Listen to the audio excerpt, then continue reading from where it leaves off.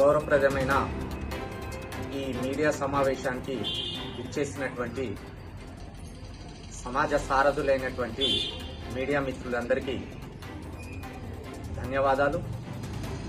ప్రధానంగా ఈ మీడియా సమావేశం ఉద్దేశం ఏంటి అనంటే, గత కొన్ని రోజులుగా కరీంనగర్ జిల్లా జమ్మికుంట పట్టణ సర్కిల్ ఇన్స్పెక్టర్ ఆఫ్ పోలీస్ వారు 3 లక్షల రూపాయల లంచం తీసుకున్నటువంటి ఆడియో, ఆయనకు నాకు సంబంధించినటువంటి వాగ్వాదము సంచలనమైన నేపథ్యం లోపల దీనిని కాపాడే క్రమం లోపల తన పైన ఉన్నటువంటి ఉన్నతాధికారులు ఆయనను కాపాడే ప్రయత్నం చేస్తా ఉన్నారు. ఈ విషయం నేను ఎందుకు అనాల్సి వస్తుంది అనంటే, నేను ఇదే నెల 27వ తేదీ రోజున గౌరవ ఏసీపీ గారి కార్యాలయం లోపల నేను విచారణకు ఆధారాలతో పాటు హాజరు కావడం జరిగింది. నా దగ్గర ఉన్నటువంటి ఆధారాలు విచారణ అధికారి గారికి సమర్పించడం జరిగింది. తద్వారా 28వ తేదీ రోజున నేను పత్రికా ముఖంగా చూసినాను, సాబిర్ అలీ ఎలాంటి ఆధారాలు మాకు ఇవ్వలేదని. ఇక్కడే నాకు అనుమానం రేకెత్తుతా ఉంది. కాబట్టి వెనువెంటనే డిపార్ట్మెంటల్ ఎంక్వైరీ కాకుండా దీనిపైన, ఈయన అక్రమాలపైన ఈయన ఉన్నతాధికారులు పేరు చెప్పి మరి నిజంగా వారు వీరికి మద్దతిస్తున్నారా, మరి వారి అండదండలు చూసి ఈయన ఈ రోజు ఒక పోలీసు అధికారిగా ఆయన విధులను సక్రమంగా నిర్వర్తించలేక బాధితుల పైననే తప్పుడు కేసులు బనాయిస్తున్నాడు అనంటే, దీనిపైన జ్యుడిషియల్ ఎంక్వైరీ కోసము ఈ రోజు గౌరవప్రదమైనటువంటి మీడియా మిత్రుల ద్వారా డిమాండ్ చేస్తా ఉన్నా. కారణం ఏంటి అనంటే, respected commissioner of police Karimnagar గారు వారు వచ్చిన నాటి నుండి ఇక్కడ ఎలాంటి అవాంఛనీయ సంఘటనలు లేవు అనేది మొదట్లో మేము విన్నాము. కానీ కింది స్థాయి అధికారులు ఆయనను తప్పుదారి పట్టిస్తా ఉన్నారు. ఈ కేసు కూడా అందులో భాగంగా నీరుగారిపోయేటువంటి పరిస్థితి ఉన్నది. కాబట్టి వెనువెంటనే judicial enquiry circle inspector of police Jammikunta గారిపైన జరగాలి. అందులో భాగంగా ఈ రోజు నాతో పాటు మీడియా సమావేశంలో పాల్గొన్నటువంటి వాళ్ళు సిఐ గారి బాధితులు. ఇందులో ఈ వృద్ధురాలిని చూడండి మిత్రులారా, ఈవిడ వయసు దరిదాపు 65-70 సంవత్సరాలు ఉంటుంది. ఈమె పేరు కాటిపల్లి లక్ష్మి గారు. ఈమెకు సర్వే నంబర్ గౌతమి పాత హాస్టల్ కు సంబంధించి సర్వే నంబర్ 460B లోపల 6 గుంటల భూమి ఉంటుంది. దాన్ని ఒక పోలీసు రిటైర్డ్ ఆఫీసర్ కబ్జా చేస్తే వీరు పోయి circle inspector of police Jammikunta గారికి వినతి పత్రం ఇచ్చుకుంటే దాని తర్వాత కలెక్టర్ అమ్మ నీ కాల్మొక్త బాంచెన్ ఇన్ని రకాలుగా వేధింపులకు గురి చేసిన తర్వాత వీరి కొడుకును అరెస్ట్ చేయడము, ఒక గూండాలను ఈడ్చుకపోయినట్టు పోలీసు డిపార్ట్మెంట్ మధ్యలో పెట్టుకుని తీసుకుపోయి వాళ్ళ కొడుకుని ఈ రోజు కండిషన్ బెయిల్ మీద బయటకు పంపించడము. ఆ రోజు ఒక ఆడ కూతురు రాజుగారి చెల్లెలు వీరి బిడ్డను వివిధ ఆసుపత్రుల చుట్టూ తింపించిన తర్వాత అప్పుడు జడ్జి గారు కోప్పడ్డ తర్వాత అప్పుడు ప్రభుత్వ వైద్యం అందించడం జరిగింది. దానికి సంబంధించి విషయం కోర్టు పరిధిలో ఉన్నా సరే ఈయన చేసేటువంటి అరాచకాలకు ఇది కేవలం ఒక నిదర్శనం. రెండొక అంశం, మిత్రులు నా పక్కనున్నారు, దళిత ఉద్యమకారుడు, మంచి ఇక్కడ సామాజిక సేవ లోపల ఉన్నాడు, రాజకీయాల్లో కొనసాగుతా ఉన్నాడు. ఆయనకు సంబంధించినటువంటి అంశం లోపల కూడా రెస్పెక్టెడ్ సిఐ గారిని ఆశ్రయించినప్పుడు ఆయన చూసేది ఒకటే, ఆయన దృష్టి లోపల ఫిర్యాదు కాదండి, ఒక తరాజు. ఎటువైపు మొగ్గున్నదనేది ముందు చూస్తాడు, అటువైపు మాత్రమే ఆయన జస్టిస్ చేస్తాడు. కాబట్టి నేను ఆరోపణ చేసిన తర్వాత అదే రోజు నా పైన ఎఫ్ఐఆర్ చేయడం జరిగింది. మరి ఇంతవరకు ఆయన పైన డిపార్ట్మెంటల్ ఎంక్వైరీ ఎందుకు కంటిన్యూషన్ అయితా ఉంది? వెనువెంటనే ఆయనను సస్పెండ్ కాదు అరెస్ట్ చేయాలి. అందులో భాగంగా ఏసీపీ గారు విచారణలో భాగంగా నేను హాజరైన తర్వాత ఎలాంటి వివరాలు ఇయ్యలేదు అని చెప్పి పత్రికాముఖంగా బహిరంగ పరిచినారు. రెస్పెక్టెడ్ ఏసీపీ గారంటే నాకు ఒక గౌరవం ఉంది. వారిని నేను వ్యక్తిగతంగా కూడా చాలా గౌరవిస్తాను, అభిమానిస్తాను. నేను చెప్పినాను, current pole number employees colony TL/7 pole కు సంబంధించిన సీసీ ఫుటేజ్లను పరిశీలించండి. ఎవరు నా దగ్గర ఉన్నటువంటి మొబైల్ ను లాక్కపోయే ప్రయత్నం చేసిర్రు, వాళ్లపైన చర్య తీసుకోండి, డిపార్ట్మెంటల్ ఎంక్వైరీ చేయండి అని చెప్పినాను. ఇక్కడ సందేహం ఏం జరుగుతుందంటే, తులసి వనం లాంటి పోలీస్ వ్యవస్థ లోపల ఇలాంటి కలుపు మొక్కను కాపాడే, నీరు పోసి కాపాడుతున్నటువంటి పై అధికారిని కూడా దయచేసి ఆయన పైన కూడా జ్యుడిషియల్ ఎంక్వైరీ జరగాలి. ఖచ్చితంగా ఈ విషయమే ఒకవేళ జస్టిస్ జరగని ఎడల నీ కాళ్ళు మొక్కుతో బాంచనని చెప్పి ఒక వృద్ధురాలు కలెక్టర్ కాళ్ళు మొక్కిన తర్వాత కూడా న్యాయం జరగకపోతే ఇంకా ఈ చావుదాలకు వచ్చిన ఈమె అన్నింటికి తెగించి నేను సంపాదించిన నా భర్త సంపాదించిన భూమి మూలంగా నా బిడ్డకు కొడుకుకు ప్రాణాపాయం తలెత్తుతున్నది, నేనే లేకపోతే అయిపోతుంది కదా అని చెప్పి ఆమె దేనికైనా తెగించింది అనుకోర్రి. దీనికి కారకులు బాధ్యులు ఎవరైతారని చెప్పి గౌరవ మీడియా ద్వారా ప్రశ్నిస్తా ఉన్నా. థ్యాంక్ యూ మిత్రులారా. ఇంత దౌర్భాగ్యమైనటువంటి పరిస్థితి ఏంటంటే ఒక మహిళను పోలీసు అధికారులు వాళ్లకు కోర్టు ద్వారా ఇంజక్షన్ ఆర్డర్ ఉన్నదని చూపించిన తర్వాత ఎంత దారుణంగా ఒక భార్యను నెట్టుకపోతా ఉన్నారు అనంటే ఈ ఆధారాలను పరిశీలించాలి. ఇందులో కాళ్ళు మొక్కి వేడుకుంటా ఉన్నారు.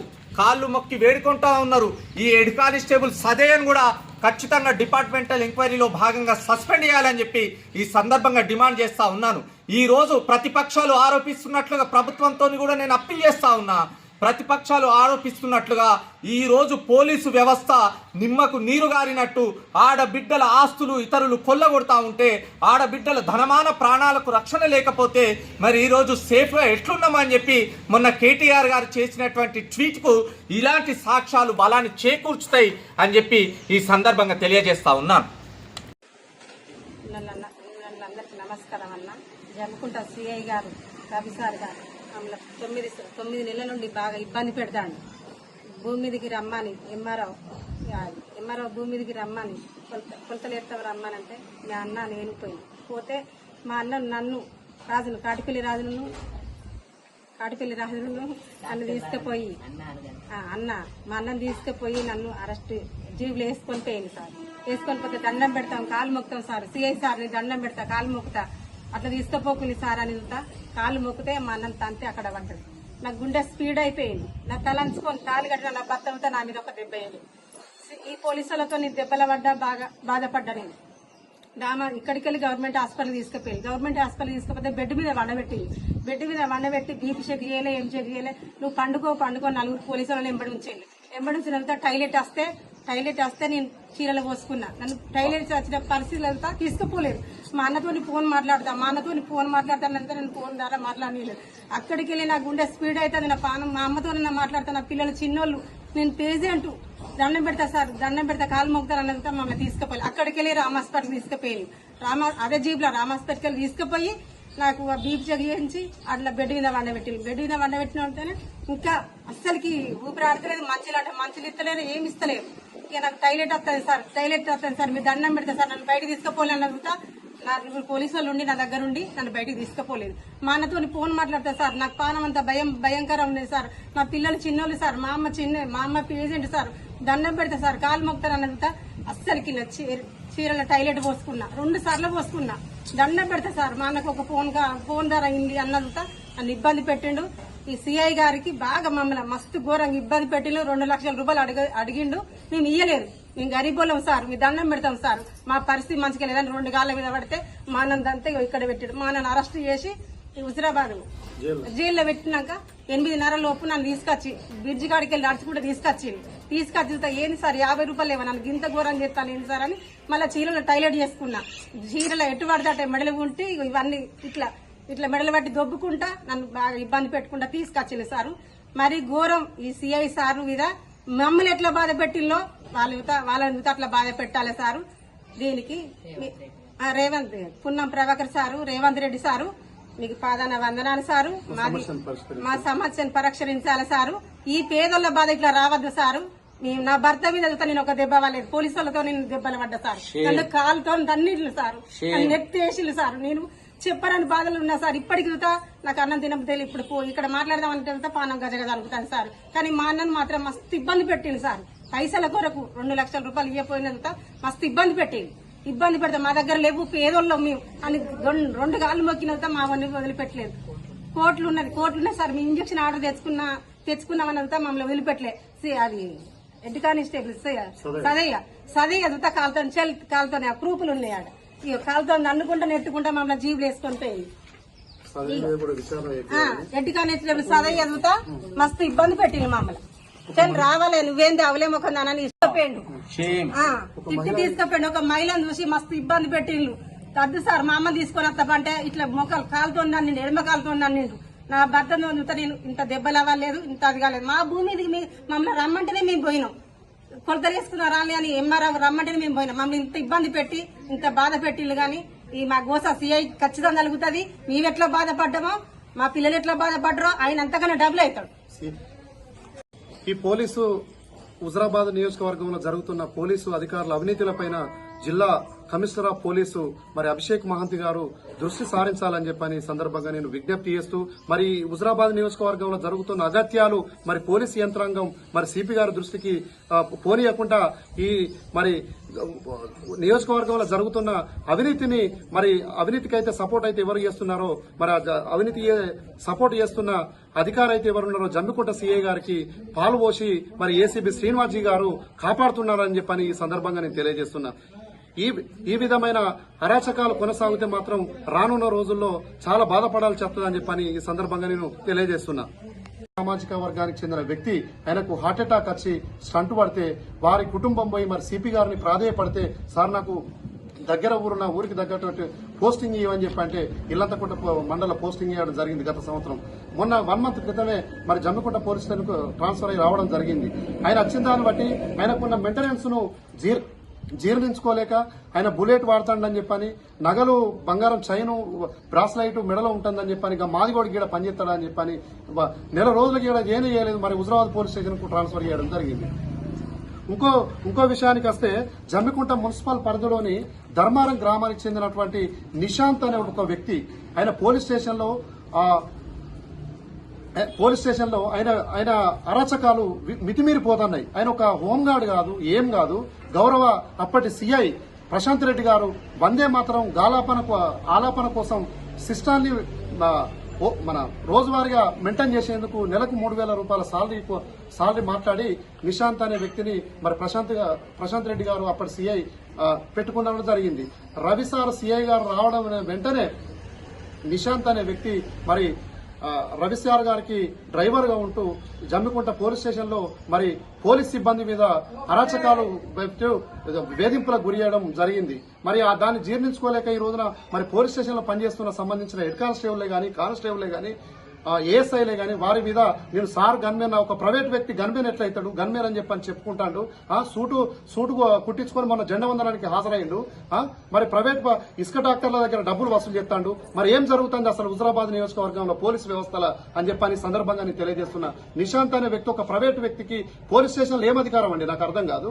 వాళ్ళ మీద జులుం చేయడానికి ఏమన్నా ఉంటే నీకు డ్రైవర్ అంటే డ్రైవర్ విధంగా ఉండాలి కానీ ఏఎస్ఐల మీద హెడ్ కానిస్టేబుల్ మీద నీ జులుం ఏందని చెప్పని ఈ సందర్భంగా నేను తెలియజేస్తున్నాను. అంతేకాకుండా మన గన్మేన్ అని చెప్పని సజీవ సాక్ష్యం మరి దీనిలో నాకు ఒక రికార్డింగ్ ఉన్నది చూడండి. మీకు కావాలని చెప్పంటే నేను వినిపిస్తా. నేను ఒక వ్యక్తికి ఫోన్ చేసి నేను గన్మెన్ అని చెప్పని చెప్పుకుంటాను. నిశాంత్ అనే వ్యక్తి ఒక ప్రైవేట్ వ్యక్తి గన్మెన్ ఎట్లయితాడు అనేది మీరు ఈ సందర్భంగా మీరు వినాలని చెప్పని ఈ సందర్భంగా మీకు ఓపెన్ చేసి చూపెడుతున్నా. వినండి, దగ్గర పెట్టరా.